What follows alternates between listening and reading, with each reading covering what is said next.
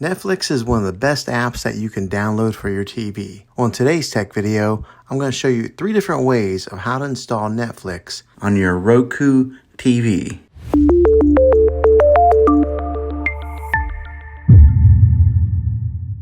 It can be really frustrating if you want to watch some of the great content that is on Netflix and you find that your TV is unable to download it. If your TV is an older model of smart TV, then it could prevent you from downloading this app.